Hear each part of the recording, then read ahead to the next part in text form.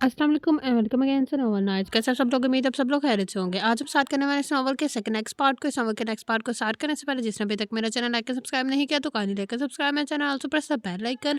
तो स्टार्ट करते हैं। नहीं, मुझे कहीं नहीं जाना, यहीं रहना है, मुझे अभी आराम करना है। रूह ने उसे फ़ैसला सुनाया, लेकिन रूह तुम यहाँ कैसे रहोगी? मैं तुम्हें अकेले छोड़कर नहीं जा सकता। मैं अपने घर में भी अकेला नहीं रह सकती यारम, कुछ नहीं होगा मुझे। क्या हो गया है आपको? मैं ऊपर रहूँगी प्लीज़, मैं इस वक़्त बिल्कुल सफ़र नहीं करना चाहती। रूह नहीं रूह, यहाँ खतरा है, यहाँ जंगली जानवर है, मैं तुम्हें अकेला नहीं छोड़ सकता। न जाने मुझे कितना वक़्त लग जाए। यारम किसी हाल में उसे अकेला छोड़ने को तैयार न था। ओहो! मैं बाहर निकलूँगी तो जंगली जानवर आएँगे ना।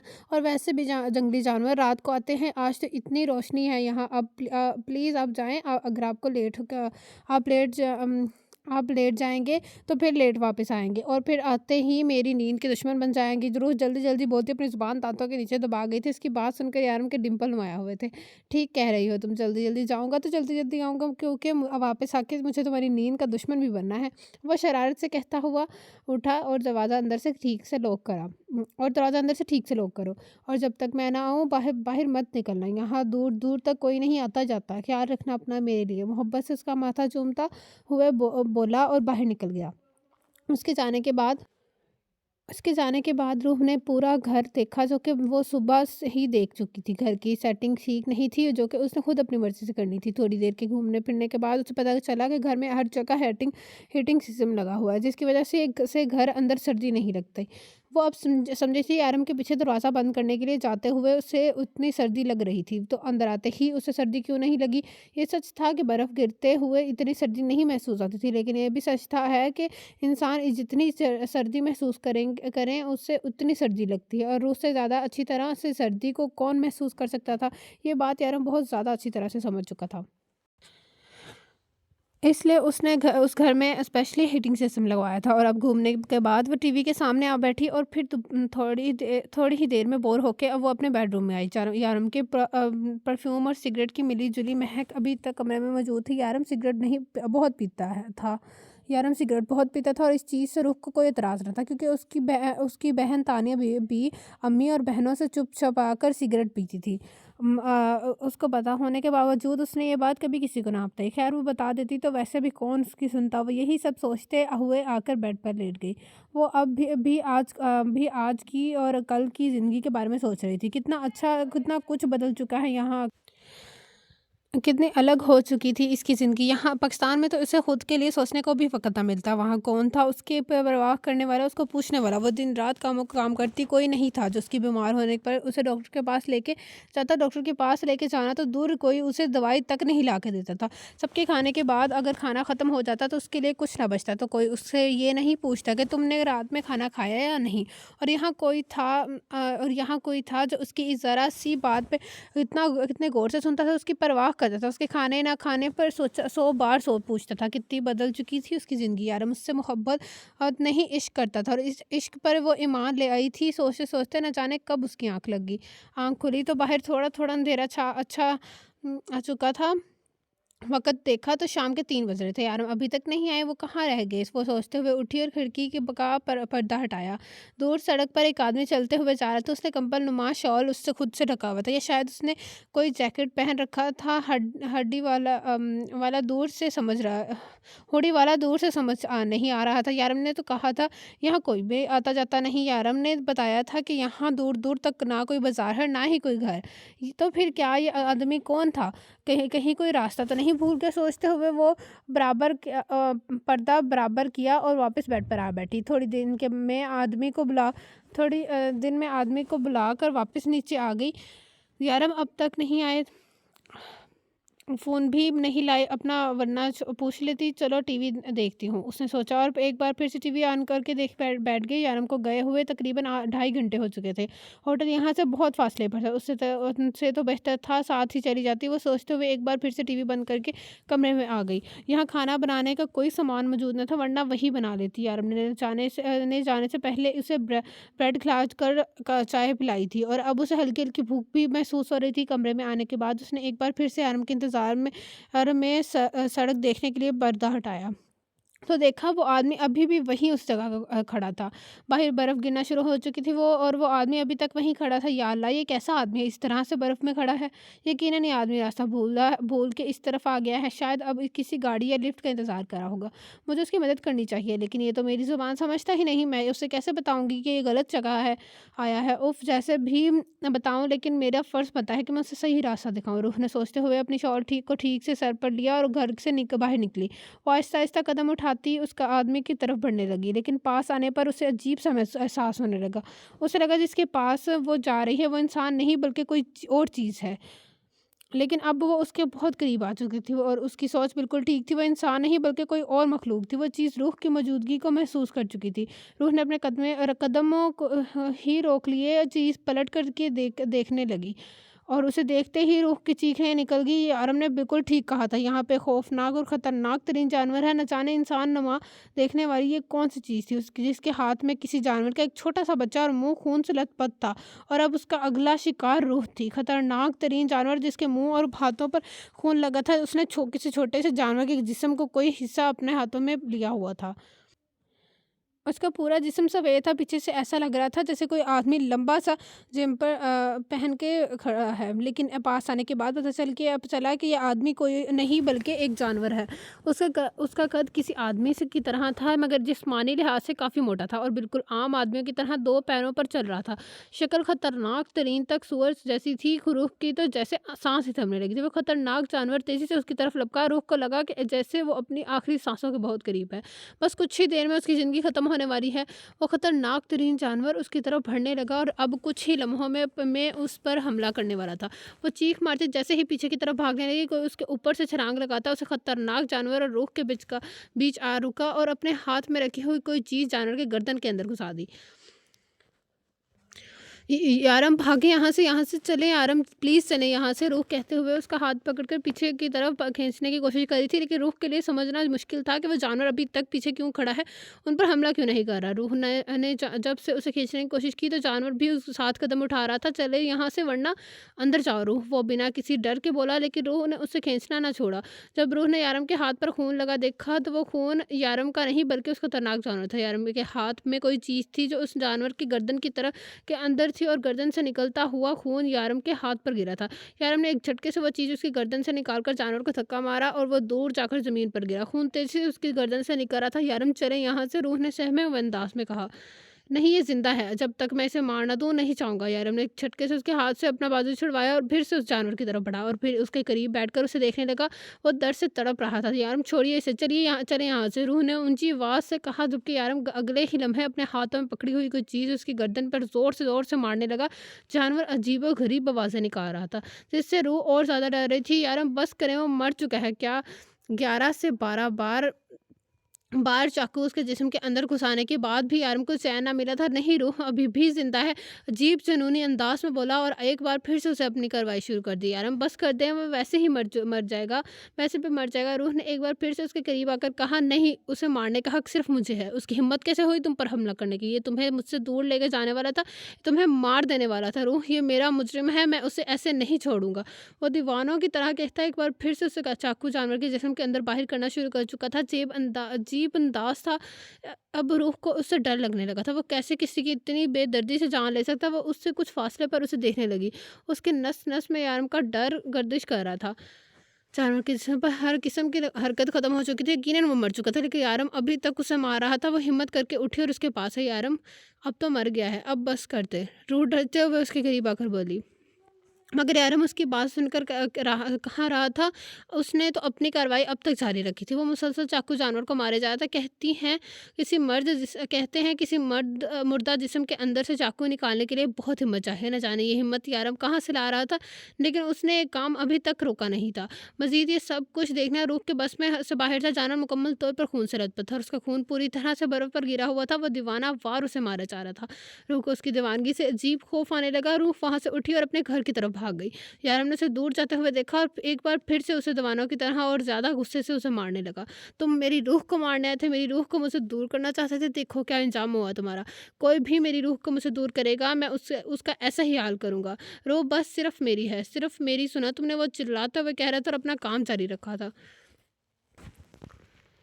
वो थोड़ी देर के बाद वापस आया तो उसके पूरे कपड़े खून से भरे हुए थे। रूह ज़मीन पर बैठी मुसलसल रो रही थी। वो उसका डर समझकर उसके करीब आया। उसे रूह पर इस तरह से बाहर निकलने पर बहुत गुस्सा था। लेकिन ये वक़्त गुस्सा निकालने का नहीं था, बल्कि रूह को उस डर से निकालने से बाहर निकालने का। तुम्हें डरने की ज़रूरत नहीं है रूह, मैं हूँ ना तुम्हारे साथ, कुछ नहीं होगा तुम्हें। अपने हाथ से बहता खून साफ़ करते हुए यारम उसकी तरफ बढ़ा, जो बुरी तरह से डरी सहमी हुई थी। यारम आपने उसे यारम आप ऐसा कैसे कर सकते हैं? रूह ने सहमे हुए अंदाज में यारम का हाथ अपने से दूर हटाने की कोशिश की। रूह ने ऐसा नहीं करना था, वो तुम्हें मार डालता, तो मैं ऐसा ना करता वो तुम्हें मार डालता। लेकिन अब तुम्हें घबराना या डरने की ज़रूरत नहीं है। वो जानवर अब तुम्हें कुछ नहीं बिगाड़ सकेगा। तुम्हें उससे डरने की ज़रूरत नहीं है। मुझे जानवर से डर नहीं लग रहा है यारम, मुझे आपसे डर लग रहा है यारम। आपको अंदाज़ा भी है आपने क्या किया है उसके साथ? प्लीज़ मेरे पास मत आइए, प्लीज़ मुझसे दूर रहिए। रूह कहती हुई तेज़ी से सीढ़ियाँ चढ़कर अंदर से दरवाज़ा बंद कर चुकी थी। तुम्हें मुझसे डर लग रहा है? रूह मुझसे, अपने यारम से? दीवाना वार अपने हाथों में लगा खून देखता और फिर दरवाजे की तरफ जो अंदर से बंद था। अपना सारा गुस्सा वो जानवर पर निकाल आया था, इसलिए रूह पर गुस्सा निकालकर उसे मज़ीद डरा नहीं सकता था। मुझे ये सब कुछ रूह के सामने नहीं करना चाहिए था। रूह को वहाँ से भेजकर मुझे उस जानवर को मारना चाहिए था। लेकिन अब क्या हो सकता है, आज नहीं तो कल तुम्हें सब कुछ पता चल ही जाना है ना, चल ही जाएगा ना। तुम्हें वैसे भी तो सब कुछ पता चल जाएगा, तो फिर क्या हर बार ऐसे डरती रहोगी तुम? तुम्हें समझना होगा मैं ऐसा ही हूँ और हमेशा ही रहूँगा। और अगर तुम ऐसे ही डरती रहोगी तो कैसे गुज़ारा होगा हमारा? आज जानवर की मौत पर तुम इतनी उदास हो रही हो, और जब कल तुम्हारे हाथों कहीं कोई लोग मरते देखोगी तो तब तुम्हारा क्या हाल होगा? तुम्हें इस सब के लिए तैयार रहना होगा। लेकिन अगर तुम तो मुझसे दूर हो गई तो नहीं, मैं तुम्हें मुझसे दूर नहीं जाने दूँगा। मैं तुम्हें ये सब कुछ नहीं बताऊँगा। फिर भी पता चल गया तो मैं तुम्हें कभी खुद से दूर नहीं जाने दूँगा। फ़िलहाल सब कुछ ठीक है, कुछ नॉर्मल है। तुम्हें कुछ भी नहीं पता और मैं कुछ भी पता नहीं चलने दूँगा। आपने आप को रिलैक्स करते हुए बोला, लेकिन एक अजीब-सी वहशत थी जो अंदर तक जा चुकी थी। वो सिर्फ़ एक जानवर था जो रूह जान ले सकता था। वो अभी तक नीचे सोफे पर बैठा अपने कमरे का बंद दरवाज़ा देख रहा था। वो उठा और बाहर गाड़ी से आकर अपना सामान निकाला। उसने आज रूह के लिए बहुत सारी शॉपिंग की थी, जिसकी वजह से उसे इतना वक़्त लग गया। वो सारा सामान लेकर अंदर आया, वहाँ से उसके लिए अब एक सूट निकाल कर अपने गंदे खून आलूद कपड़े उतारे और बाथ लेकर फ्रेश हुआ, ताकि जिस्म से उस गंदे जानवर के जिस्म के खून के बदबू ख़त्म हो। अब उसका इरादा रूह को मनाने का था, मुझसे रूठ कर गई थी। लेकिन यारम फ़र्क नहीं लेकिन यारा फ फ लेकिन यारम फ़र्क नहीं कर पाया था कि वो उससे रूठ कर नहीं, बल्कि डर कर रो रही दूर हुई थी। यारम ने सबसे पहले किचन में आकर खाना निकाला, जो कि वो उसे अपने साथ लाया था। उसे पता था अब तक तो रूह को बहुत सख्त भूख लगी होगी। सुबह भी जब बहुत हल्का फुल्का नाश्ता किया था। उसने कमरे तक आया और दरवाज़ा खटखटाया। दरवाज़ा पहले से ही खुला हुआ था, यानी कि तब से इसे यारम को समझ रहा था कि वो उससे नाराज़ है, अंदर से दरवाज़ा लॉक के बैठी है, वो उसकी गलतफ़हमी थी। वो अंदर आए तो वो बेड के पास ज़मीन पर बैठी अपने घुटनों का गिर्द हाथ बाँधे घुटनों पर सर रखे शायद रो रही थी। वो उसके करीब आकर बैठ गया। रूह, मैं जानता वो उसके करीब आकर बैठ गया। रूह, मैं जानता हूँ मेरी जान, आज मैं जो कुछ भी हुआ है वो बहुत गलत था। मैं भी डर गया था, लेकिन उस जानवर से नहीं, तुम्हें खोने से। तुम्हें अंदाज़ा भी नहीं है कि मैं तुमसे कितना प्यार करता हूँ। इधर देखो मेरी तरफ। उसने रूह को अपनी तरफ करते हुए कहा, जो गुस्से से दोबारा मुँह फेर गई। तुम्हारे अलावा कोई नहीं है मेरा। अगर तुम्हें कुछ हो जाता तो क्या होता मेरा? मैं जीते जी मर जाता ना। यार प्लीज़ ऐसी बातें ना करें। वो जो उससे मुँह फेरे दूसरी तरफ देख रही थी, उसके ऐसे बोलने पर तड़प कर उसकी तरफ हुई। तो फिर क्या करूँ रूह? मैं अपनी ज़िंदगी तुम्हारे बगैर सोच भी नहीं सकता। और तुम्हें किसने कहा था बाहर जाने के लिए? हाँ, मना करके गया था ना मैं। फिर क्यों गई तुम बाहर? वो उससे पूछने लगी। यार मुझे लगा बाहर कोई आदमी है, शायद उस तरफ रास्ता भटक गया है, तो सिर्फ उसे रास्ता बताने जा रही थी। वो मासूमियत से सू करती बोली, तुम्हें एक खतरनाक जानवर कोई आदमी लग रहा था? यार को यकीन नहीं आ रहा था कि वो इतनी बेवकूफ़ है। पीछे से तो आदमी ही लग रहा था, ना जाने वो कौन-सी मखलूक थी। वो तो और 2 पैरों पर चल रही थी, जानवर तो 4 पैरों पर चलते हैं ना। उसकी सूसू अब भी जारी थी, जिस पे यारम के डिंपल नुमाया हुए। वो जल्दी से छुपा गया, ये ना हो कि रूह बुरा मना जाए। वैसे तुम्हें खुद यहाँ का रास्ता पता है, जो उस बेचारे आदमी, मेरा मतलब है उस 2 पैर वाले जानवर को बताने जा रही थी? या इंसानियत के जोश में ये बात सोची ही नहीं? यारम अब उसकी क्लास ले रहा था। ये बात मैंने वाक़ई उस वक़्त नहीं सोची थी। उससे शर्मिंदगी ज़िंदगी से अपनी गलती कबूल की। अब भी डर लग रहा है। उसके करीब बाजू का घेरा बनाते हुए बोला, यारम आपने उसके साथ ऐसा क्यों किया? मुझे उससे ज़्यादा आपसे डर लग रहा था। आप कर क्या रहे थे? यारम आपको क्या हो गया था उस वक़्त को? इस वक़्त को आप मेरे यारम बिल्कुल नहीं रख रहे थे। ऐसा लग रहा था जैसे कोई और इंसान है, वो जो उसी गुस्से और बेरहमी की वज़ह से उससे दूर हुई थी, उसने अपना पुराना यारम देखकर फिर से उसके करीब आ गई और उसके सीने पे सर रखकर पूछने लगी, तुम नहीं जानती रूह, वो बहुत खतरनाक जानवर था, तुम्हारी सोच से ज़्यादा खतरनाक। अगर मैं उसे ठीक से नहीं मारता तो वो हमारे लिए मज़ीद खतरनाक हो सकता था। वो उसे प्यार से अपनी बातों में पिसला रहा था। तुम्हें पता है वो एक बर्फ़ानी सूअर था। वो इंसानों की तरह इसलिए चलता है क्योंकि उसकी कमर की हड्डी बिल्कुल सीधी होती है, इंसानों की तरह। लेकिन मुझे ये बात समझाओ कि तुम्हें वो इंसान क्यों लगा? मतलब तुम्हें किसी कैसे लगा कि वो इंसान है? यानी मैं अपनी हंसी छुपाए पूछने लगा, आप मेरा मजाक उड़ा रहे हैं? रूह ने रूठते हुए कहा, बिल्कुल नहीं मेरी जान, मैं तो बस पूछ रहा हूँ कि इतना खतरनाक जानवर जो पीछे से भी इतना बुरा लगता है। यार उनको पूछ रहा हूँ, इतना खतरनाक जानवर जो पीछे से इतना बुरा लगता है। यार हमको अपनी हंसी रुकना मुश्किल हो लग रहा था। सबद से उसका चेहरा सुर्ख हो रहा था। वो बुरा नहीं लग रहा था। मुझे लगा उसने वो बुरा नहीं लग रहा था। मुझे लगा उसने जम्पर पहना है और जैसे आम इंसान पहन के चलते हैं। अब वहाँ होटल में कितने लोग थे जो इस तरह के जैकेट पहने हुए थे। मुझे लगा उसने सर्दी से बचने के लिए इस तरह से अपने आप को ड्रेसअप किया हुआ है। और उन्होंने उसकी बात काटते हुए मुंह बना कर कहा और कब से अपनी हंसी रोके यार उनका चेहरा सुर्ख हो चुका था। मजीद अपना कहकर रोक ना सका। अच्छा दफ़ा करो उसे, जो होना था हो चुका, अब खाना खाओ। वहाँ हंसते हुए उसे खाने की तरफ मतवज्जा करने लगा। सफ़र की वजह से आराम का काफ़ी थका हुआ लग रहा था। वो रूह के लिए काफ़ी सारी शॉपिंग करके लाया था। रूह को उनमें से भी कुछ कम ही कुछ चीज़ें पसंद आई थी।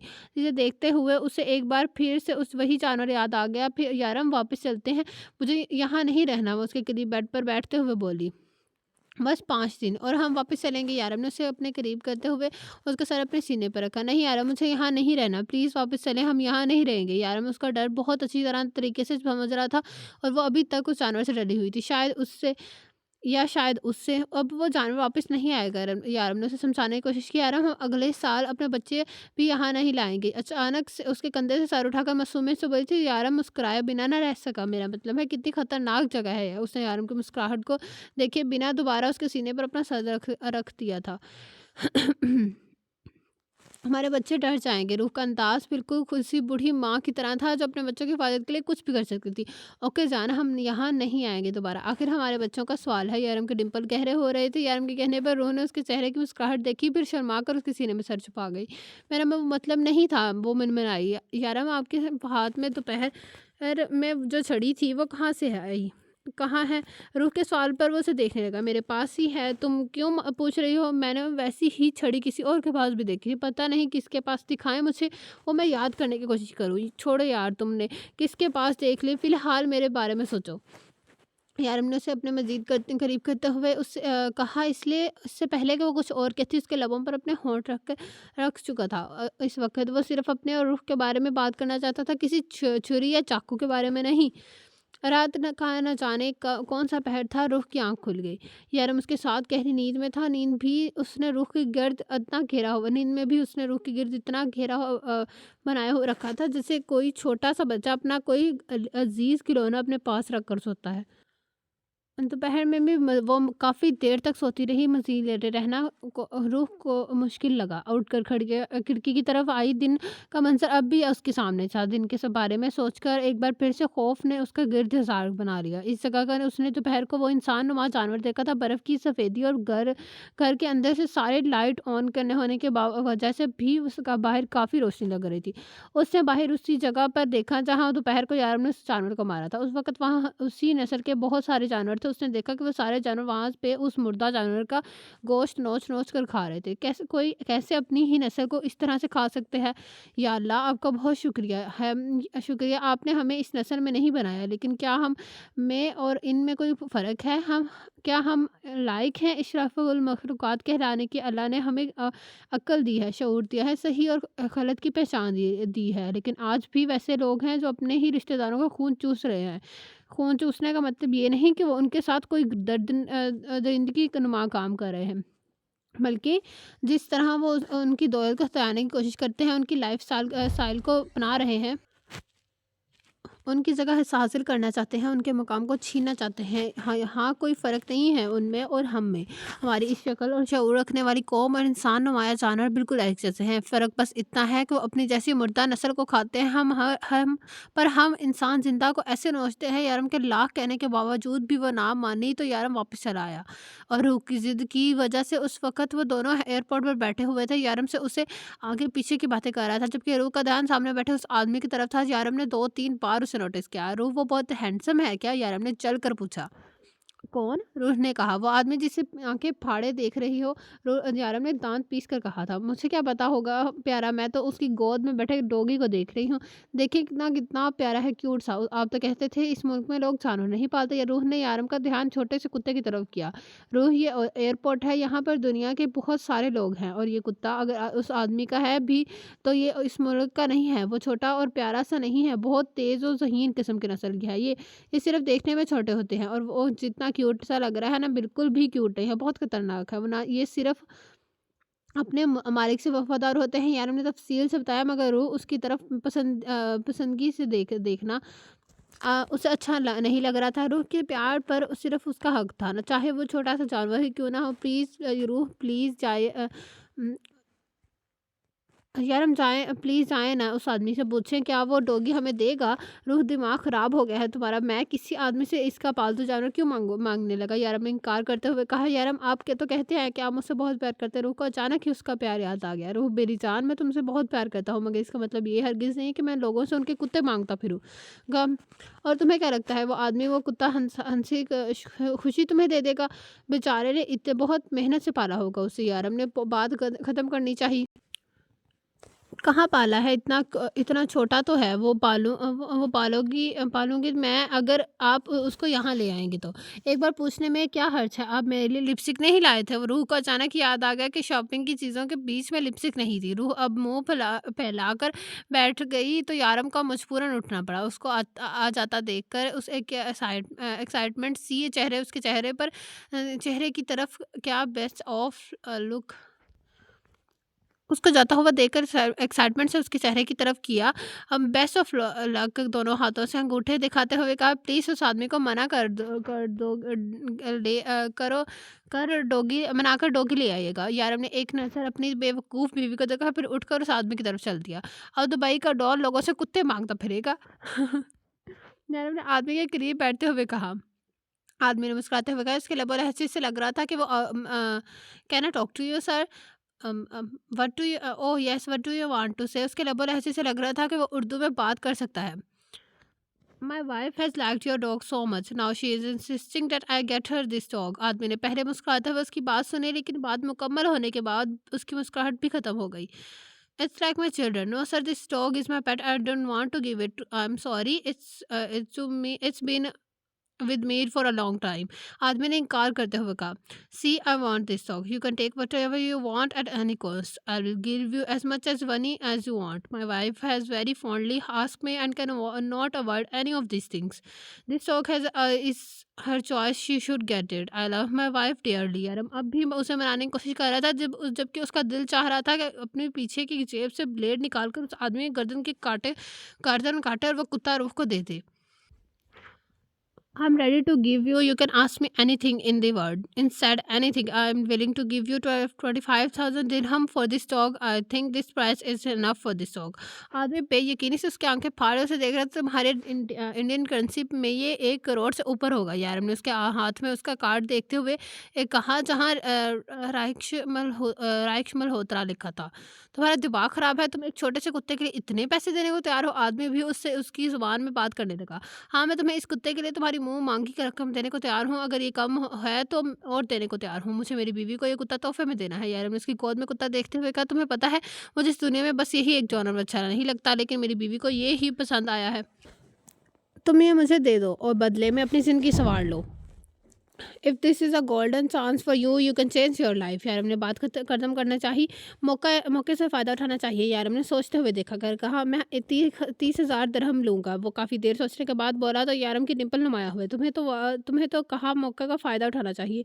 उसका हंसता देखकर वो आदमी जल्दी से बोला, हाँ बिल्कुल, क्यों नहीं। यार हमने अपनी जेब से चेक बुक निकालते हुए कहा, थैंक यू सो मच, तुम्हारी वजह से मेरी बीवी मुझसे नाराज़ नहीं हो गई। यार हमने एक चेक साइन करते हुए कहा, यार या तो तुम्हारे पास पैसे बहुत हैं या तो तुम अपनी बीवी से प्यार बहुत करते हो। आदमी ने चेक थमाते हुए कहा, अगर तुम सीधे तरीके से, मेरा मतलब है पैसे लेकर ये कुत्ता मुझे दे नहीं देते तो मैं तुम्हें मार कर ले जाता। अब तुम खुद ही अंदाज़ा लगा लो कि मैं अपनी बीवी से कितना प्यार करता हूँ। यार कुत्ते की रस्सी पकड़कर उसे खींचता हुआ अपने साथ ले गया।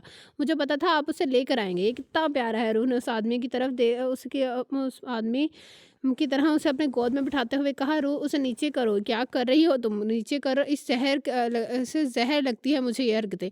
क्यों जहर लगती है, मैं इतना प्यारा सा तो है, मैं इसे यूं यही बैठाऊंगी अपने साथ। रूह ने उसके साथ खेलते हुए कहा, रूह ये वहाँ जाएगा जाएगा जहाँ बाकी लोगों के जानवर बैठेंगे। इसे उसे इस तरह से अपनी गोद में बिठाना लाओ दो, या हम नहीं, ये वहाँ अकेले डर जाएगा ना। रूह ने मासूमियत से कहा, बेबी ये डॉग है, ये नहीं रहेगा। डॉग बहुत बहादुर होता है, तुम बेफिक्र, ये नहीं डरेगा। ये डॉग बहुत बहादुर होते हैं। तुम बेफिक्र होकर उसे एयर होस्टर्स के हवाले कर दो। यार हमने उसकी बात सुनी बगैर पास खड़ी लड़की को इस तरह इशारा किया, जो फ़ौरन उसके इशारे की तकमील करते हुए कुत्ते को उसके गोद से उठाकर ले गई। यार हम वो ऐसी कैसी मुझसे पूछे बगैर ले गई। उसे बुलाएं वापस, रूह ज़िद्दी अंदाज में कहा।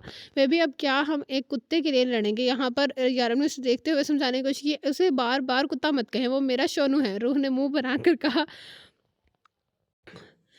वाह बेबी, नाम भी रख लिया इतना जल्दी, सोनू। अब यार ने हंसते हुए कुत्ते का नाम दोहराया। यार ने इस आदमी को कैसे मनाया सोनू के लिए। थोड़ी देर के बाद रूह जो सब कुछ भूल बुलाकर उसके पूछ लेंगे, पैसा सबको मना लेता है बेबी। यार ने बस इतना कहा, यारम आपको सोनू के लिए पैसे देने पड़े, मेरी वजह से आपके पैसे ज़ाया हो गए, किसी अहम काम में आ जाते। तो रूह उदासी से बोली। यारम के लिए रूह से ज़्यादा अहम और कुछ नहीं था, अपनी जान भी नहीं। यारम ने उसका हाथ अपने सीने पर रखते हुए कहा, फिर भी बहुत ज़्यादा पैसे लिए लिए होंगे उसने। कितने पैसे लिए उसने? 30,000। 30,000? यारम आपने इतने पैसे क्यों दिए? उसने समझ समझ कर रखा है, बहुत अमीर हैं हम, एक बार मुझे मिल जाए मैं उसे जान से ना मार दूँगी। एक छोटे से पपी की कीमत 30,000 रुपए, हद हो गई। 30,000 में तो महीने की का राशन आ जाता है घर में।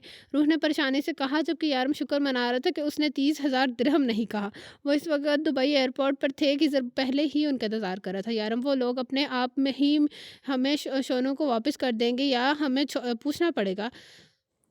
11.5 घंटे के उस सफ़र में रूह को इस अगर किसी से कोई बात की थी तो वो उसके शौनों के बारे में की थी। वो अपने आप में ही वापस दे देंगे। यारम ने उसका हाथ पकड़ा और अपने साथ ले जाते हुए कहा, यारम शोनू कहाँ रहेगा? हमारे साथ हमारे रूम में या फिर दूसरे रूम में? उसके साथ चलते हुए वो पूछने लगी, वो हमारे कमरे में क्यों रहेगा और दूसरे कमरे में भी क्यों रहेगा? हम उसे अलग ये से बेडरूम देंगे? यारम हैरानगी से पूछ रहा था। यारम अब हम उसे यूं ही तो नहीं छोड़ सकते, जानवरों से प्यार करना चाहिए। और ऊपर से आपने इतने पैसे देकर खरीदा है उसको, उस आदमी ने तो हमें लूट लिया। अगर कभी ज़िंदगी में मेरे हाथ चढ़ गया ना तो आपके पैसे वापस ज़रूर निकलवाऊंगी। अच्छी लूट मार मचा रखी है उन लोगों ने। 30,000 किसी गरीब से पूछे, 30,000 की क्या अहमियत होती है? आप भी अच्छा खासा नुकसान हो गया। अब वो जहाज़ से नीचे उतरने लगे थे। रूह, मेरे पास बहुत पैसे हैं, 30,000 दे देने से मैं गरीब नहीं हो जाऊंगा, लेकिन हाँ, लेकिन तुम मेरा असासा हो, तुम्हें खो दिया तो गरीब हो जाऊँगा। तो वो मुस्कुराया था, जबकि उसकी बात पर रूह शर्माई थी। आप भी ना यारम, कहीं भी शुरू हो जाते हैं। रूह शर्माते हुए आगे बढ़ी, जबकि यारम ने वो कुत्ते वाली बास्केट पकड़ी और रूह के पीछे आया। उस सफ़र में सबसे ख़ास बात ये हुई कि रूह को डर नहीं लगा। जब बस जहाज़ के परवाज़ भरते हुए वो यारम के सीने में मुँह छुपा गई थी।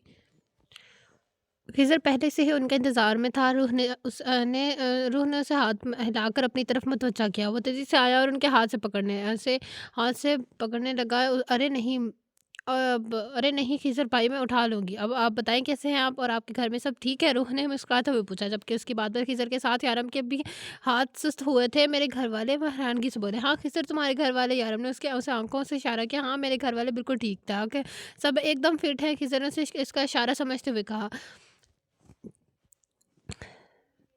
Don't you tell me. अब उस लड़की के लिए हमें घर वाले भी पैदा करने होंगे। खिज़र ने चलते हुए यारम के कान में कहा, अगर ज़रूरत पड़ी तो वहाँ ज़रूर। यारम ने एक आंख दबाते हुए मुस्कुराया। वाह, उस लड़की ने तो तुम्हें हंसना सिखा दिया। खिज़र को खुशी हुई थी, लोगों के से मांगना भी सिखा दिया है। यारम ने कुत्ते वाली टोकरी की तरफ इशारा किया तो खिज़र की भी मुस्कुराया। सच कहते हैं इस दुनिया में औरत से ज़्यादा चालाक और कोई नहीं है। खिज़र उसके साथ चलते हुए बोला, सच ही कहते हैं कि लोग मेरी रूह तो बहुत मासूम है। यार, उनके लहजे में मोहब्बत ही मोहब्बत थी। अल्लाह तुम्हें खुशियाँ नसीब करे और तुम हमेशा ऐसे ही खुश रहो और मुतमिन। हुज़ैर ने मुस्कुराते हुए उसके कंधे पर हाथ रखा। उसकी खुशगवार तब्दीली से उसे भी बहुत खुशी हुई थी। रूह और शोनू को घर छोड़ने के बाद वो अपने ऑफिस आया था खिज़र के साथ, और आते ही पहला थप्पड़ शारफ़ के मुँह पर मारा था। ऑफिस का एक कोना चमका देने के बाद भी यहाँ पर बहुत गंदा था। यार, उनके हिसाब से आधा घंटा है तुम्हारे पास, मुझे एक भी कोने में ज़रा से धूल मिट्टी नज़र आई तो तुम्हें माफ़ नहीं करूँगा। यार, हमने जाने से पहले से उसे सारी सिर्फ सफाई का करना काम सौंपा था, और अब ऑफिस की हालत देखकर यार को ये अपनी गलती लग रही थी। हाय! कितने ज़ोर से मारा है ज़ालिम ने। मुझे तो लगा था कि तुम ट्रैवल सर का बायाँ बाज़ू हो और तुम क्या निकले ऑफ़िस के पियून। मासूमा ने अदा से कहते हुए कहकहा लगाया। अरे, ये सब कुछ तो यहाँ का कोई आदमी भी कर सकता है। मैं तो ये सब कुछ इसलिए कर रहा था कि इससे किसी को बता सकूँ शादी के बाद एक बहुत अच्छा हस्बैंड साबित हो सकता हूँ। शाहरुख़ ने मुस्कुराते हुए उसे आँख मारी। हाँ, हाँ, हाँ, तुम आशिक ही बनो, शौहर बनना तुम्हारी बस में नहीं है। मासूमा ने फिर से तंज़ किया। वैसे भी आजकल के लड़के सिर्फ़ आशिकी ही कर सकते हैं, वो कहकर जाने लगी जब शाहरुख़ ने उसका हाथ पकड़ लिया। वही तो कह रहा हूँ, आशिकी तो सब कर लेते हैं, हम कुछ नया करेंगे, चलो शादी करते हैं। यार, हमको पता नहीं था कि शारफ़ उसे इस रिलेशनशिप में काफ़ी हद तक आगे बढ़ चुका है। यहाँ तक कि शारफ़ यारम से अपनी शादी के बारे में बात करना चाहता था ये, लेकिन मासूमा थी जिसका कहना था कि वो सिर्फ़ दोस्त हैं, उससे बढ़कर और कुछ नहीं। देखो शारफ़, मैं तुम्हें पहले बहुत प्यार बता चुकी हूँ, मैं यहाँ अपने बाबा की मौत का बदला लेने आई हूँ और शादी ब्याह करने नहीं। इसलिए बार-बार एक ही बात पकड़ के मुझे एम्बैरेस मत करो। इसकी बात सुनकर शारफ़ उदास हो गया, और उसकी उदासी मासूमा को भी अच्छी ना लगी। देखो शारफ़, मैं तुम्हारी फीलिंग्स की कदर करती हूँ, लेकिन फ़िलहाल मेरा मकसद कुछ और है। तो ट्राई टू अंडरस्टैंड। वो उसका हाथ अपना हाथ निकालती हुए वहाँ से चली गई। इसका मतलब है मुझे ट्रैवल से जल्द बात करनी होगी। वो शारफ़ ही क्या जिसे आसानी से बात समझ आ जाए। हाँ, बोलो क्या खबर है? इंस्पेक्टर साहब अपने घर में बैठा फ़ोन पे से बात बात कर रहा था। एहतियातन वो घर से बाहर निकल आया था, जिसे जहाँ उसकी बेटी बाहर खेल रही थी। उसे ही खबर दे दो। मुझे क्या मिलेगा डार्लिंग? तुम चाहती क्या हो? जो चाहोगी वो मिलेगा मेरी जान। वो आवाज़ काफ़ी कम रख रहा था कि उसकी बेटी तक ना पहुँचे। वो आवाज़ कम रख रहा था कि उसकी बेटी तक ना पहुँचे। इतना धीरे क्यों बोल रहे हो? ऊँची आवाज़ से बोलो ना। वो एक अदा से बोली थी, डार्लिंग मैं काम कर रहा हूँ ना, तुम बोलो ना मेरी जान। क्या हुआ? वो इल्तिजा कर रहा था, जबकि सारा ध्यान अंदर था। अगर अरवा सुन लेती तो अच्छा खासा हंगामा होता। पहले कहो यू लव मी। वो शायद उसकी बेबसी को एंजॉय कर रही थी। Of course I love you. तुम्हारे लिए तुम्हें इतना कुछ सोच रहा हूँ। मैंने फैसला कर लिया है, ये डेविल को केस से हल होते ही मैं तुमसे शादी करूँगा। लेकिन उसके लिए तुम्हें मेरे इस पास बहुत सारी मदद करनी होगी। उसके लहर में सिर्फ सच्चाई थी जिस पर मासूमा दिलो जान से मान ले आई थी। मुझे तुम पर पूरा यकीन है सारम, और मैं तुम्हारी पूरी मदद करूँगी। अच्छा सुनो मेरी बात। खबर ये है विक्रम दादा इंडिया से मंडे को दुबई आ रहा है। मंडे को दुबई आ रहा है। डेविल ने उसे यहाँ बुलाया है। कोई राशिद केस के सिलसिले में वो लोग कोड वर्ड में बात करते रहे हैं, इसलिए मुझे ज़्यादा समझ नहीं आती। मासूमा ने उलझते हुए कहा, क्योंकि वो राशिद केस के बारे में कुछ नहीं जानती थी। क्या मतलब तुम्हारा डेविल वापस आ गया है दुबई? सारम परेशान हुआ था। हाँ, डेविल सर आज ही वापस आए हैं। देखो मासूमा, के उस पर नज़र से बच कर रहना। वो तुम्हें देख कर ही सब जान लेगा। वो बहुत चालाक है, जब चील की नज़र रखता है। तुम्हें होशियार रहना होगा। अब तुम जाओ, उन लोगों के पास मैं फ़ोन रख रहा हूँ। उसने सामने से अरवा को आते देख कर कहा, देख रही हो मैं आपको आजकल ऑफ़िस का काम घर पे उठा लाते हैं। हम दोनों की तो परवाह ही नहीं है आपको। वो रूठे हुए अंदाज़ में बोली तो सारा मुस्कुराया। तो क्या करूँ जाने मन तुम्हें देखे बिना मेरा गुज़ारा नहीं। इसलिए तो ऑफ़िस से जल्दी आ जाता, ताकि ज़्यादा से ज़्यादा वक़्त तुम दोनों नहीं बल्कि तीनों के साथ गुज़ार सकूँ। उसने मोहब्बत से अरवा के बारे में भरे हुए वजूद को देखा, जहाँ से वो 2 महीनों के बाद उसका दूसरा बच्चा इस दुनिया में आने वाला था। मैंने सब कुछ हैंडल कर लिया है, लेकिन मुझे ये लड़की मासूमा बहुत चालाक लगती है। मुझे लग रहा है ये बीच में कोई गड़बड़ कर रही है। हमसे छुप कर हकीकत ने उसे काम की तफसील बताते हुए मासूमा के बारे में बताया। जबकि उसकी बात सुन के शारफ शाह का चेहरा गुस्से से सुर्ख होने लगा था। क्यों भाई मासूमा बेशक क्यों है मासूम क्यों भाई मासूमा पर बेशक क्यों है, मुझ पर नहीं है। कल ये कह देना कि मैं भी गद्दारी कर रहा हूँ डेवल के साथ। शारफ तो बड़ ही उठा था। शारफ आराम से वो बात कर रहा है ना। यारम को उसका इस तरह से बीच में बोलना बिल्कुल पसंद ना आया था। ये मासूमा पर झूठा इल्ज़ाम लगा रहा है। जिस दिन वो यहाँ आई है ऐसे ही बकवास किया जा रहा है। आखिर मसला क्या है उससे, इससे मुझे समझ नहीं आती। अगर हर बात में कहीं ना कहीं उसने मासूमा का जिक्र करना ज़रूरी होता है। शारफ गुस्से से खिजर की तरफ देखते हुए बोला, देखो शारफ, बेकार में मेरे साथ बहस मत करो। वो भी इस लड़की के लिए खिज़र को भी अच्छा खासा गुस्सा आ गया था। बस बहुत हो गया, पागलों की तरह दूसरे से लड़ रहे हो तुम लोग, आराम से बैठ जाओ। यारम के गुस्से से कहने पर दोनों बैठ गए। आज के बाद किसी तीसरे की वजह से मैंने तुम दोनों की लड़ते देखा तो याद रखना, भूल जाऊँगा कि तुम दोनों मेरे लिए क्या हो। और वो लैला कहाँ है? छोड़ तो नहीं गई हमें? डेविल ने कहा। क्यों, तुम उसे मिस कर रहे हो? वो खिज़र ने शरारतन कहा था। नहीं, अगर छोड़कर चली गई है तो दूसरे हैकर का ढूँढने की में वक़्त लगेगा। ख़ासी एनर्जी वैसे होगी और ऊपर से पार्टी भी तो करनी है, भला टलने की खुशी में। यारम बिल्कुल सीरियस अंदाज़ में बोला था, जबकि उसकी बात मुकम्मल होने के बाद खिज़र और शाहरुख का एहसास था, क्योंकि बाहर से टिक-टिक की आवाज़ आना शुरू हो गई थी। और ये आवाज़ लैला की हाई हील्स की थी, यानी कि हमारे नसीब में पार्टीज़ नहीं लिखी। खैर, मज़ाक का वक़्त ख़त्म हो चुका, जाओ अपने काम पर लगो। यारम ने फ़ोन निकालते हुए कहा। रूह का नंबर डायल करने लगा। विक्रम दादा की खातिर तो आशा भी में कोई कमी ना रहे। उसे जाते हुए शाहरुख खिज़र से कहा। यारम रात को घर आया तो देखा रूह सो रही है। वो सफ़र से काफ़ी देर ज़्यादा थक चुकी थी। वो उसे जगाए बगैर ही उसके करीब आया, लेकिन अपने बेड पे शोनू को देखकर खटका। अब क्या एक कुत्ता डॉन के बेड पे सोएगा? उसका दिल चाहा एक गोली मार के अभी ये किस्सा ही ख़त्म तमाम कर दे, लेकिन फ़िलहाल ये उसके बस में नहीं था। उसने गर्दन से कुत्ते को पट्टा पकड़ा और उसे ऊपर की तरफ लटकाया। कुत्ता उसकी तरफ लपक कर नीचे उतरने की कोशिश कर रहा था, साथ में दबी-दबी चीखें भी निकाल रहा था, जिसकी वज़ह से रूह मैडम की आँख खुल गई। रूह, ये कुत्ता मेरे बेड पे क्या कर रहा है? वो सख्ती से बोला, जबकि हाथ में अभी तक हवा में लटका रहा था। कुत्ते समेत। ये कुत्ता नहीं है, उसका नाम शोनू है। रूह ने याद दिलाते हुए जल्दी से लपक कर कुत्ते को पकड़ना चाहा, जबकि आरम ने फेंकने वाले अंदाज में उस कुत्ते को उसकी गोद में डाला। मेरा प्यारा शोनू, चोट तो नहीं लगी? रोह ने शोनू को टटोलते हुए बोला। नहीं लगी उसे चोट, वो चिल्लाया था। रूह, अभी इस कुत्ते को निकालो मेरे कमरे से बाहर। ठीक है, जा रहे हैं हम बाहर, रूह ने उठते हुए कहा, जब यारम ने उसका हाथ पकड़े। रूह, तुम कहाँ जा रही हो? दूसरे कमरे में जा रही हूँ। और कहाँ जा रही हूँ? मतलब अब तुम इस कुत्ते के लिए ये कमरा छोड़ दोगी? यारम को अब उस पर गुस्सा आने लगा था। तुम उसे अकेला दूसरे कमरे में डर लगेगा ना? रूह ने मुंह बनाकर कहा। रूह, ये क्या कुत्ता है? रूह, ये एक कुत्ता है और इसे बाहर निकलते हुए डर नहीं लगेगा। उसे बाहर करो इस कमरे से, और खबरदार जो तुम इस कमरे से बाहर गई, टांगे तोड़ दूंगा तुम्हारी। फिलहाल इसे शोनू से ज़्यादा रूह पे गुस्सा आ रहा था, जो एक कुत्ते के लिए उसे छोड़कर जा रही थी। बाहर करो इसे, बिल्कुल, बल्कि मैं खुद करता हूँ। ये कहते ही आराम आगे बढ़ा और उसका बटा पकड़ के कमरे से बाहर कर दिया। रूह भी उठकर बाहर जाने लगी। रूह, तुम्हें मेरी बात एक बार में समझ जा नहीं आई? कुछ ज़्यादा ही सर पर चढ़ा दिया है मैंने तुम्हें। अब इसे सचमुच में उस पर गुस्सा आ गए थे। यार, मैं तो आपके लिए खाना लाना चाह रही थी। उसे गुस्से में देखकर वाक़ई घबरा गई थी। शुक्र है सोने के अलावा शौहर का भी ख़्याल आया। वह जतलाते हुए कहा, तुमने खाना क्यों बनाया? हम बाहर चल के कुछ खा लेते। इतनी थकावट होती है सफ़र में। यारम समझ चुका था कि उसे गुस्से की वजह से इतनी कम आवाज़ में बात करी थी। आज वो बिल्कुल बिल्कुल उसी दिन की तरह से बात कर रहा था जब यारम ने उसे पहली बार उसे थप्पड़ मारा था। जहाज़ में अपने सर पर उठा के लाई थी। जो थक गई होगी वो फ़ौरन ही अपने पुराने लहज़े में बोली। जहाज़ के अपने सर पर उठा के लाई थी, जो थक गई होगी, फ़ौरन ही अपने पुराने लहज़े में बोली। का ये प्यारा सा अंदाज़ यारम की जान था। अब वो पहले दिन की तरह एक दुबूसी महरूमियों का शिकार, एक डरी सहमी लड़की नहीं थी। बाकी लोगों से वो आज भी इस तरह से घबराती थी, लेकिन अब यारम का उसे कोई डर तो न था। ये वो जानती थी ये शख़्स उसे दीवानों की तरह मोहब्बत करता है, इसलिए किसी भी हद तक जा सकता है। उसे यकीन था ये शख़्स उसे कभी खुद से दूर नहीं होने देगा। यही वजह थी कि अब वो उससे नहीं डरती थी, जबकि उसे सारे उससे डरना चाहिए था। तुम्हें अरे तुम्हारे उस कुत्ते ने क्या खाया? यारम ने खाना खाते हुए पूछा। अब यारम मानने ना मानने रूह के वो इस घर का हिस्सा था। अब यारम माने ना माने रूह के लिए वो उस घर का हिस्सा था।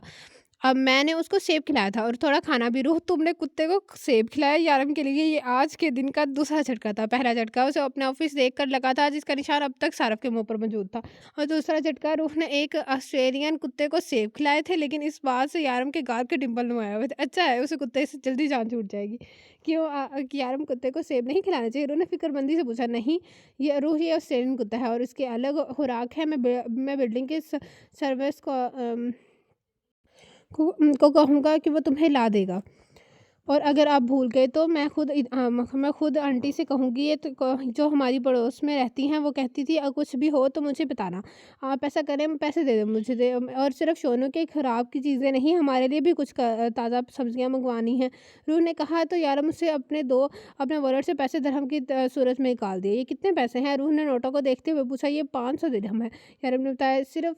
यारम सिर्फ 500 रुपये? ये क्या आया? ये इससे क्या होगा? रूह ने अजीब से अंदाज में पूछा। रूह मेरी जान, लोग इससे पूरे महीने की चीज़ें ले आते हैं, मगर तुम और रख लो। यारम ने हंसते हुए अपना वॉलेट निकाला और 500 दिरहम निकाल कर दिए।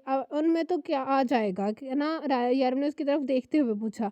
हाँ, शायद रूह को अब भी यकीन नहीं आ रहा कि 1000 रुपये में इनकी ज़रूरत की सारी चीज़ें आ जाएंगी। ये मुमकिन नहीं है सर, मैं ये नहीं कर सकती। लैला को डेविल ने अपने घर आने से मना किया हुआ है, और अगर लैला वहाँ नहीं जाएगी तो मैं कैसे कर जा सकती हूँ? मुझे तो वो सब वैसे भी किसी खाते में नहीं लाते। यहाँ पर भी सिर्फ शारफ की वजह से टिकी हुई हूँ, वरना इन लोगों का वजन मुझे अपने साथ रखने का कोई इरादा नहीं है। यहाँ तक कि मेरे सामने कोई बात नहीं करते और ना ही मुझे करने की कोई काम देते हैं। वो खिज़र का तो हर वक्त डेविल के कान भरता रहता है मेरे खिलाफ। आई एम सॉरी, मैं ये नहीं कर पाऊँगी। ट्राई तो करो मासूमा। यार, तुम मेरे लिए इतना नहीं कर सकती? और यहाँ मैं इस केस के बाद अपनी सारी फैमिली छोड़ने को तैयार हूँ तुम्हारे लिए। याद रखना मासूमा, अगर आज तुमने मेरा काम नहीं किया तो आइंदा मैं तुमसे कभी बात नहीं करूँगा। सारम का लहजा अब जज्बात से आ रही था, लेकिन सारम मेरी बात समझने की कोशिश करो, मैं उससे नहीं ला सकती बाहर।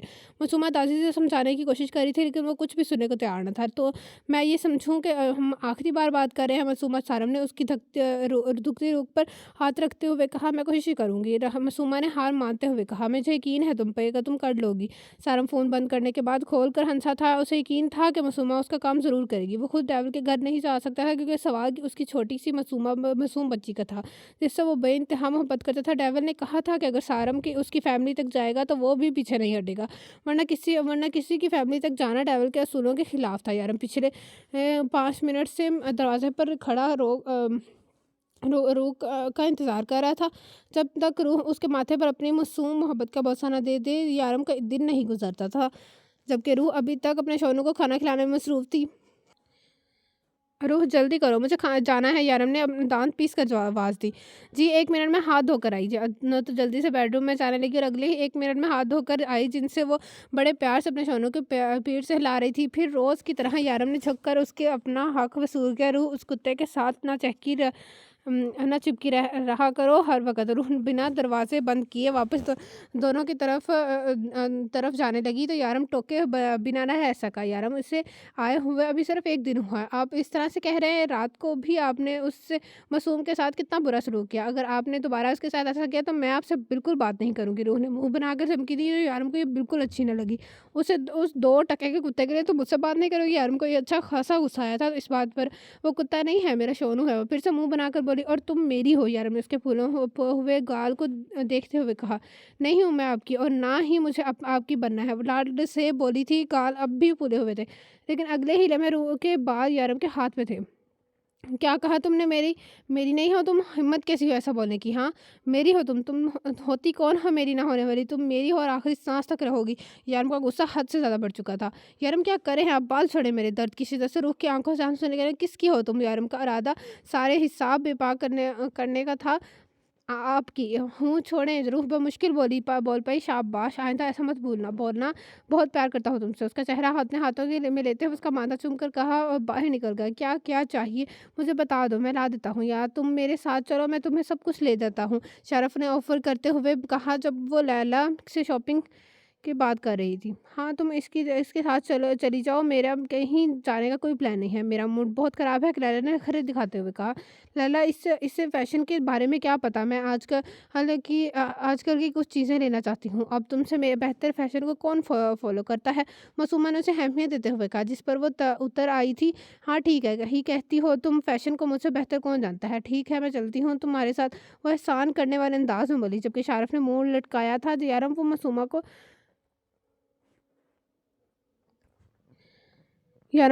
मासूमा को कुछ शॉपिंग करनी है। आज कोई ख़ास काम नहीं है तो क्या मैं और शॉपिंग कर वो शॉपिंग कर पर जाएँ हॉस्पिटल हल वाले दिन के बाद वो कम ही आराम से मुखातिब होती थी। आज काफ़ी दिनों के बाद वो उसके ऑफ़िस में भी आई थी।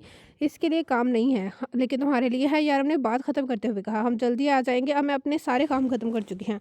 बस जस्टिस अहमद तैमूर के बेटे का अकाउंट हैक करना रह गया है। मैं वापस आके करूँगी। मुझे रिफ्रेशमेंट भी चाहिए, लायला ने कहा। तो यार ने उसे जाने की इजाज़त दे दी। ठीक है, लेकिन मुझे अहमद तैमूर के बेटे का अकाउंट जल्द से जल्द चाहिए, यार ने उसे देखते हुए कहा। तो उसने गर्दन हाँ में हिलाई। मैं आते ही काम शुरू कर दूँगी। ये काम जस्टिस अहमद के बेटे ने नहीं किया। उसने अपने आप पर इल्ज़ाम लिया है ताकि उसका दोस्त बच सके। खिज़र ने कंप्यूटर पर देखते हुए शारिफ को बताया, जो कब से कभी उसे और कभी स्क्रीन को घूर रहा था। तुम खुद को बहुत स्मार्ट समझते हो ना? और वो जो कब से ज़रूरी काम देख रहा था। शारिफ की बात पर उसे देखने लगा। यकीनन वो कल वाली बहस अभी तक ना भूल सका था। नहीं, मैं अपने आप को स्मार्ट नहीं समझता, बल्कि मैं स्मार्ट हूँ, खिज़र ने तेवरी चढ़ाकर कहा और नज़रें फिर से कंप्यूटर पर जमा ली। अगर इतने ही स्मार्ट हो तो बताओ, एक दीवार को एक मज़दूर 10 दिन में बनाता है। इसी दीवार को 10 मज़दूर कितने दिन में बनाएँगे? उसके बेफिज़ूल और काम से हटकर सवाल पूछने पर खिज़र ने उसे घूर कर देखा। फिर भी अपनी स्मार्टनेस ने बताने के लिए इस सवाल का जवाब तो देना हो गया 1 दिन में। खिज़र ने जवाब दिया और एक बार फिर से कंप्यूटर स्क्रीन को देखने लगे। इंतहाई बेवकूफ़ इंसान हो तुम। अगर वो दीवार पहले से बनी हुई है तो 10 मज़दूरों उसे वापस बनाएँगे। हाँ ही क्यों? शारिफ उसे ज़ुबान दिखाते हुए बाहर निकल गया, जबकि खिज़र गर्दन नफ़ी में हिलाते एक बार फिर से अपने काम में मसरूफ़ हो गया। खिज़र अक्सर शारिफ की बचकाना बातें कोई ऐसे ही नज़रअंदाज कर देता था, लेकिन शारिफ बदला ज़रूर लेता था। उससे खिज़र के लिए यही सब लोग उसकी फ़ैमिली थी। यारम, शारफ, लैला, हाँ लैला, जिससे वो बहुत प्यार करता था। लैला, क्यों ना हम इसे भी अपने साथ ले चलें? मासूमा ने गाड़ी में बैठते हुए कहा। किसे? लैला ने सोचा, शायद वो शरफ़ का नाम लेगी। अरे वो डेविल सर की बीवी को और किसे? आखिर उसे भी तो पता चले कि तुम उससे बेहतर हो। मेरा मतलब है वो अपने आप को शायद दुनिया की सबसे हसीन लड़की समझ रही होगी, क्योंकि डॉन ने उसे शादी कर ली, जबकि उस बात में तो कोई शक नहीं है कि वो तुमसे ज़्यादा हसीन नहीं है। क्या प्लान करी हो तुम? तुम्हें क्या लगता है मुझे समझ नहीं आ रहा? क्या समझती हो तुमको? तुम मुझे, लैला ने उसके चेहरे की तरफ देखते हुए कहा, जहाँ एक रंग आ रहा था, दूसरा जा रहा था। तो मुझे ज़लील करवाना चाहती हो उस लड़की के सामने, ताकि बार-बार वो मुझसे ये कह के डेविल उसका है और मैं उस लड़की से जलूँ? लेकिन लैला ने कहा तो मासूमा की अड़ी रंगत एकदम से वापस लौट आई। शुक्र है वो नहीं समझी थी कि मासूमा आखिर कर रही थी। हरगिज़ नहीं, मैं बस एक उस लड़की पर ये ज़ाहिर करना चाहती हूँ कि वो डेविल सर के लायक नहीं है। डेविल उसका सर का जोड़ तुमसे मनता है। मेरा मतलब है वो खुद कितने हसीन है, उनकी जोड़ी तुम्हारे साथ अच्छी लगती है। उस रुख के साथ नहीं। मेरा ख़्याल है हमें उस लड़की को इस बात का एहसास दिलाना चाहिए। वैसे ख़्याल बुरा नहीं है। लैला ने उसकी बात काटते हुए मुस्कुराई। डेविल सर से तो इजाज़त लेनी पड़ेगी ना? मासूमा ने कहा। नहीं, उससे मैं सँभाल लूँगी। पहले हम उसे सँभालते हैं, लैला ने गाड़ी स्टार्ट करते हुए कहा। लेकिन मासूमा अब चोरी-चोरी सारम को मैसेज करने में मसरूफ़ हो चुकी थी। क्या कर रहा है मेरा बच्चा? यारम ने अपना काम निपटा कर उसे फ़ोन किया। शोनू के साथ नहीं हूँ, अंदर हूँ। वो बाहर सोफ़े पर बैठा टीवी देख रहा है। उन्होंने जवाब दिया, जबकि आवाज़ बहुत ही कम थी। शायद वो अभी तक सुबह वाले रवैये से डरी हुई थी। कुत्ता टीवी देख रहा है, वो भी सोफ़े पर बैठ के। हमारे घर का कुत्ता भी नवाब है। या हमने आँख भरकर कहा। यकीनन वो उससे नाराज़ थी। सुबह जो कुछ भी हुआ था उसके बाद उसका नाराज़ होना बनता था। यार हम खुद भी नहीं जानता था बेख्तियारी में वो क्या करके आया था। अच्छा, आज खाना मत बनाना, हम बाहर डिनर करेंगे। यार मैं उसका मूड ठीक करने के लिए कहा। ठीक है रूह, थोड़ी सी आवाज़ मनमनाई। वो जब भी उसे अपने करीब करने के बारे में सोचता है, उससे अपने साथ रखने के बारे में सोचता है, न जाने क्यों रूह से डर जाती है। वो तो बस उससे अपनी मोहब्बत दिखा रहा था। वो तो बस उसे ये बताना चाहता था कि वो उससे के लिए कितनी अहमियत रखती है। उसे तो खुद भी पता नहीं चला कि कब वो उस पर इतनी सख्ती कर गया। अच्छा, अच्छा, रेड ड्रेस पहनना, मैं जल्दी आ जाऊँगा।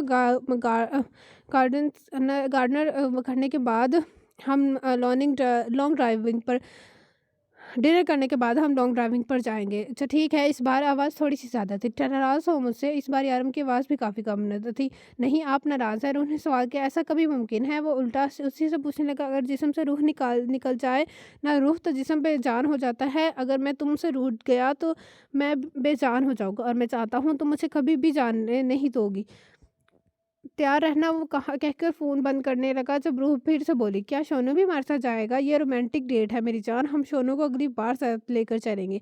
इससे पहले कि रूह कुछ और कहती यारम फ़ोन बंद कर चुका था। अब मेरे रोमांस में भी टांग अड़ाएगा ये कुत्ता। यारम ने जल कर सोचा, कल विक्रम दादा ने आना था, इसके बाद वो जानता था कि वो कितना मसरूफ़ रहेगा। वो अभी फ़ोन रख कर बाहर आई थी जब दरवाज़ा बजा। पड़ोस की आंटी होगी। रूह सोचते हुए दरवाजे की तरफ बढ़ी, लेकिन दरवाज़ा खोलकर देखा लैला मासूमा खड़ी थी। यारम के डाँटने के बावजूद भी पूछकर दरवाज़ा खोलने की आदत अभी तक ना बढ़ी थी। हम शॉपिंग पर जा रहे थे, सोचा तुम्हें भी अपने साथ ले चले, बोर हो जाती होगी सारा दिन यहाँ रहते-रहते। चलो हम एन्जॉय करेंगे। मासूमा ने उसे मुस्कुरा कर कहा, जबकि लैला ने उसे देखने की भी ज़हमत न की। मेरे पास ज़रूरत की हर चीज़ मौजूद है, मैं क्या शॉपिंग करूँगी? हाँ, सोनू के लिए कुछ खाने-पीने की चीज़ें लेनी थी। उसने अपने पीछे कुत्ते की तरफ इशारा करते हुए कहा, जो बड़ी मासूमियत से सोफ़े पर लेटा टीवी पर नज़रें जमाए देख रहा था। ये कुत्ता किसका है? डेविल को तो कुत्तों से नफ़रत है, तुम्हें अंदाज़ा भी है? अगर उसने इस कुत्ते को यहाँ देख लिया तो इसका और तुम्हारा क्या हाल करेंगे? लैला ने कुत्ते की तरफ देखते हुए उसे डराना चाहा। क्या हाल करेंगे? उन्होंने ही तो को लेकर दिया है ये। रूह ने उसके सर पर धमाका किया। क्या मतलब है तुम्हारा? ये कुत्ता डेविल के लिए आया है? ये हो ही नहीं सकता। उसे कुत्तों से नफ़रत है। वो कभी ज़िंदगी में ऐसे जानवर को अपने घर में नहीं न घुसने देगा। लैला अभी भी शॉक से में थी। नहीं, ऐसी कोई बात नहीं है। ये कुत्ता उन्होंने मुझे खरीद कर दिया है, वो भी आइसलैंड से। ऐसे उसे लैला की बात बिल्कुल अच्छी नहीं लगी थी, इसलिए तफ़सीर बताने लगी। लेकिन तफ़सीर सुनने का बिल्कुल टाइम ना था, क्योंकि मासूमा को कब से सारम के मैसेज आ रहे थे। वो शॉपिंग मॉल पहुँच चुका है। बस ये सारी बातें हम बाद में करेंगे। तुम डॉगी ले लो, बाहर चलते हैं। मासूमा ने जल्दी से कहा, लेकिन मैंने यारम से नहीं पूछा। हम सर को रास्ते में बता देंगे, बस तुम जल्दी चलो। अगर ये दोनों यारम के साथ काम करने वाली जगह पर ना होती तो वो कभी उनके साथ ना जाती, लेकिन ये यारम के साथ काम करती थी तो यकीनन उससे एक बात बताकर यहाँ आई होंगी। उससे लेने यही सोचते हुए उसने अबाया पहना, यारम के दिए हुए पैसे उठाए और सोनू की रस्सी पकड़कर चल दी। आज मैं जल्दी जाऊँगा घर वापस। तुम ऐसा करो, काम की डिटेल मुझे बताओ। मैं रूह को बाहर लेकर जाना चाहता हूँ। यारम ने खिजर के हाथ से फाइल लेते हुए कहा, ठीक है तुम चले जाना। ये जस्टिस अहमद तैमूर के बेटे की फाइल है, मैंने सब कुछ देख लिया है और मैं यकीन से कह सकता हूँ कि ये जस्टिस अहमद तैमूर के बेटे ने नहीं किया, बल्कि उसके किसी दोस्त ने किया है जिसे वो बचाना चाहता है। जानता है कि वो जस्टिस का बेटा है, आसानी से निकल जाएगा। उसे यकीन है कि उसका बाप उसे बचा लेगा। और जिस बच्चे का कत्ल हुआ है उसका क्या? यारम ने उसकी बात काटते हुए कहा, उसकी माँ और 4 बहनें थीं। अपने एक भाई है जो मेंटली डिस्टर्ब है। काफ़ी गरीब लोग थे। जस्टिस ने उनकी काफ़ी मदद की है। खिज़र ने तफ़सील से बताई। वैसे जस्टिस ने सब कुछ सँभाल लिया है, मुझे नहीं लगता कि हमें उस केस पे पड़ना चाहिए। खिज़र ने कहा, नहीं, जिस लड़के ने उस बच्चे को मारा है उसकी अपनी उम्र साला साल थी, 16 साल थी। 16 साल की उम्र में एक बच्चे कातिल बन चुका है। उसके अंदर से कत्ल करने का खौफ ख़त्म हो चुका है। उसने 13 साल के लिए एक लड़के को बेदर्दी से मार डाला है। अगर वो एक बार कत्ल कर सकता है तो दूसरी बार कत्ल करने में भी बिल्कुल हिचकिचाएगा नहीं। उसे इसकी गलती का सज़ा मिलना चाहिए। जैसे किसी का बेटा उसे अपने सर ले रहा है, वो अपनी तरफ से अपने दोस्त की मदद कर रहा है, लेकिन जो गलत है वो गलत है। तुम ये सारी मालूमात इंस्पेक्टर सारम को तक पहुँचा दो। यस, यारम ने कहा, लेकिन डेविल ये सब कुछ हमने जस्टिस अहमद को अपने हाथों में लेने के लिए कहा है। इस तरह से जस्टिस अहमद अब कभी हमारा काम नहीं करेगा। खिज़र ने परेशानी से कहा, हम किसी की फैमिली को यूज़ नहीं करेंगे। खिज़र, तुम ये सब कुछ इंस्पेक्टर सारम तक पहुँचा दो, वो खुद सँभालेगा, वो अपना काम समझता है। खिज़र हाँ, मैं गर्दन हिलाकर वहाँ से चला गया। वो इस वक्त दुबई के बहुत बड़े शॉपिंग मॉल में जा रही थी जब लैला ने सोनू को वहाँ एक बंदे को पकड़ाने के लिए कहा, तुम उस कुत्ते के उनके हवाले कर दो, हम जब वापस आएंगे तो ले लेंगे। माल के अंदर कुत्ते ले जाने की इजाज़त नहीं है। लड़न के कहने के साथ ही उस कुत्ते से रस्सी थामी और उस आदमी को पकड़ाई, क्योंकि वो अभी तक उस सदमे में थी कि आरम ने ये कुत्ता खुद अपने घर में रखा था। इसलिए उसने बहुत एहतियात से कुत्ते की रस्सी उस आदमी को दी थी। चलो आओ, मैं तुम्हें बताती हूँ फैशन क्या है। तुम्हें तो पता ही नहीं होगा कि मर्दों को कौन सी चीज़ें मुतवज्जा करती हैं। पहले एक अंदाज से चलती हुई आगे बढ़ी, मुझे क्या ज़रूरत है किसी मर्द को अपनी तरफ मुतवज्जा करने की? मुझे बस मेरे शोहर से मतलब है, किसी से मेरा कोई लेना देना नहीं। माशाल्लाह, वो पहले से ही मेरी तरफ मुतवज्जा है। रूह ने शर्माते हुए लैला को आग लगाई थी। ये तो ठीक है, मगर तुम लड़की हो तो तुम्हें फ़ैशन को थोड़ा फ़ॉलो करना चाहिए। ठीक है, डेविल तुम्हें घर से बाहर निकलने का नहीं निकलने देता, किसी से मिलने नहीं देता, अपने अलावा किसी से बात नहीं करने देता, लेकिन तुम्हें फिर भी फ़ैशन का फ़ॉलो करना चाहिए। लैला ने अपनी तरफ से उसके ऊपर तंज़ किया। वो मुझसे लेकर ना कुछ ज़्यादा ही न टची हो गए हैं, उनको अच्छा नहीं लगता कि इनके अलावा किसी और से प्यार करूँ। अब ये सोनू है ना, इससे लेकर मुझे डाँटने लगते हैं। कहते हैं जब से आया है अब मुझे उनकी परवाह ही नहीं है। अब वो अब भी शर्मा रही थी और बेध्यानी में लैला को आग लग रही थी। हाँ ठीक है, चलो मैं तुम्हें कुछ खरीद के देती हूँ जो थोड़ा फैशनेबल हो। फिर लैला उसे मेकअप, ज्वेलरी और पता नहीं क्या-क्या खरीद कर दो देने लगी, जिस पर जब रूह ने पैसों का नाम लिया तो लैला ने कहा कि वो उसे शौहर के साथ ले लेगी। सब सारम कब से उन पर नज़र रखे हुआ था और कब से रूह को अकेले करने की इशारा कर रहा था। ये समझते हुए मासूमा ने लैला को अपने साथ आने को कहा। लैला, वो ड्रेस देखो, मुझ पर सूट करेगा? नहीं।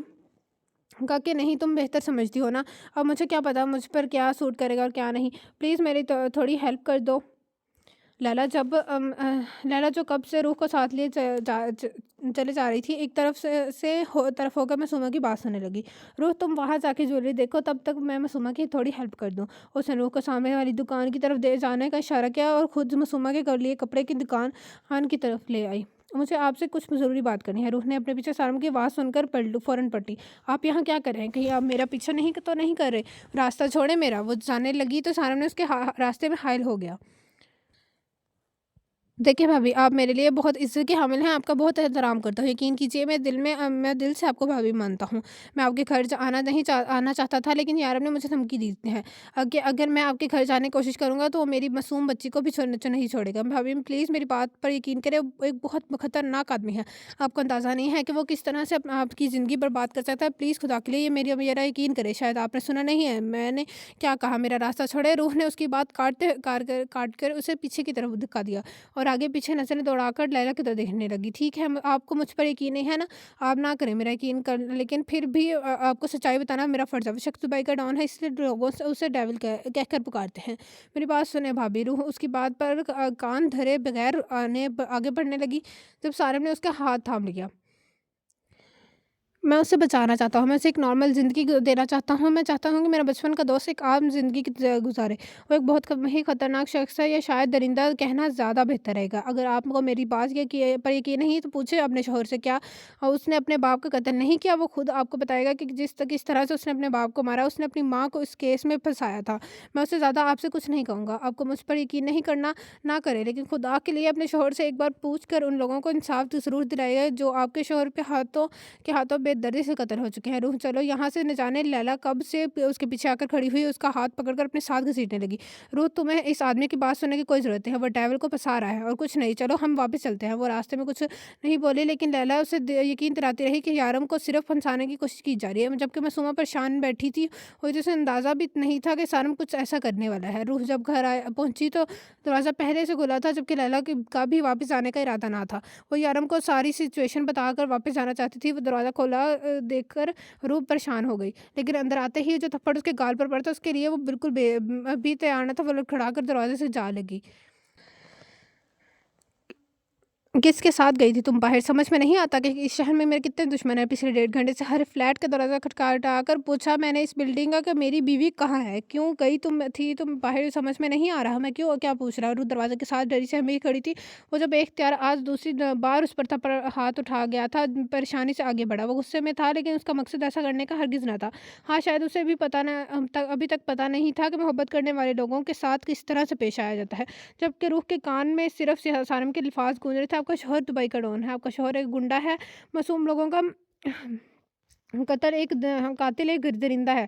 अपने ही बाप का कत्ल, अपनी माँ को फंसाने वाला अल्फाज उसके जहन में गूंज रहे थे, जबकि अगले ही लम्हे वो ज़मीन बोस हो चुकी थी। रूह उसके सामने दरवाजे से लगी ज़मीन पर पड़ी थी। वो तेज़ी से आगे बढ़ा, उसका गाल थपथपाने लगा। रूह, क्या हुआ है तुम्हें?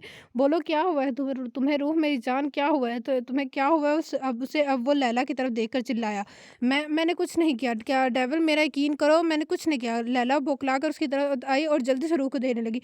लेकिन लैला, अगर मेरी रूह को कुछ भी हुआ तो मैं तुम्हें जान से मार दूँगा। तुम्हारी सोच से ज़्यादा खतरनाक मौत मिलेगी, तुम्हें ये बात याद रखना। डेविल, खुदा के लिए मेरा यकीन करो, मैंने कुछ नहीं किया। रूह बिल्कुल ठीक थी मेरे साथ।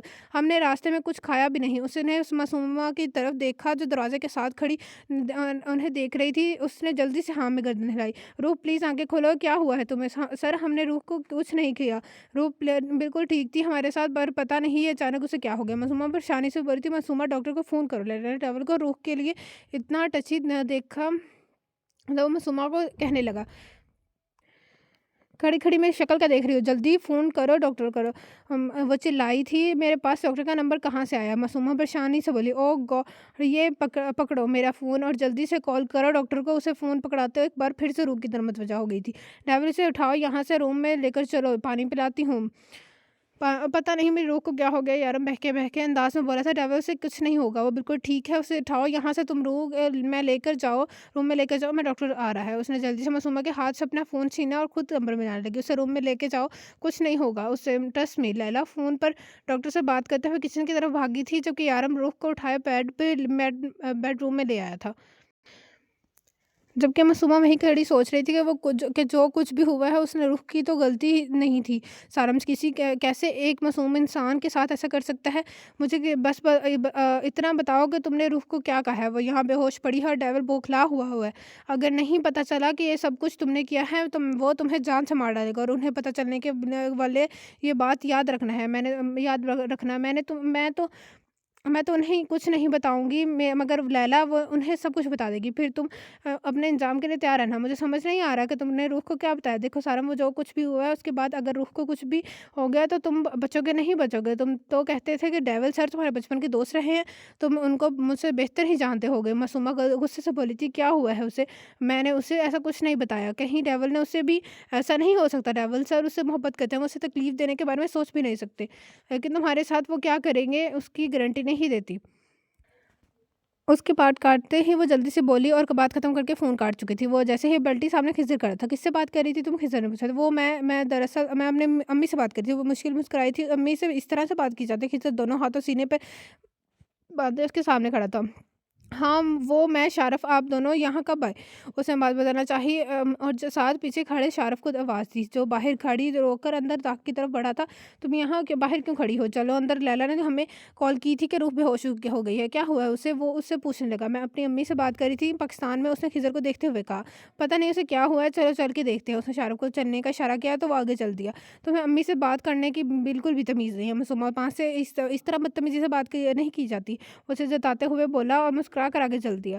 जबकि उसकी बात सुनकर मासूमा अंदाज़ा लगा चुकी थी कि वो इसकी और सारंग बिल्कुल मुकम्मल बात सुन चुका था। डॉक्टर आया और रूह को चेक किया। उन्होंने किसी बात की टेंशन ली है? क्यों, कोई बात है जो उनके सर पर सवार हो चुकी है? ऐसा ऐसा कहना बेहतर होगा कि उनकी ज़हन की उसकी बात को कबूल नहीं कर पा रहा और टेंशन लेने की वजह से ये बेहोश हो गई हैं। आपको कोशिश कर रहे हैं कि उन्हें हर किस्म के स्ट्रेस से दूर रखें। तो ये था आज के नॉवल का नेक्स्ट पार्ट। कैसा लगा आप सब लोगों को नॉवल कमेंट बॉक्स में ज़रूर बताएगा। हम लोग इसको नेक्स्ट स्टार्ट करेंगे कल से। और जिसने अभी तक मेरा चैनल लाइक सब्सक्राइब नहीं किया तो kindly like and subscribe my channel, also press the bell icon. आप लोगों से मुलाकात होगी कल इस नॉवल के नेक्स्ट पार्ट से। अल्लाह हाफ़िज़।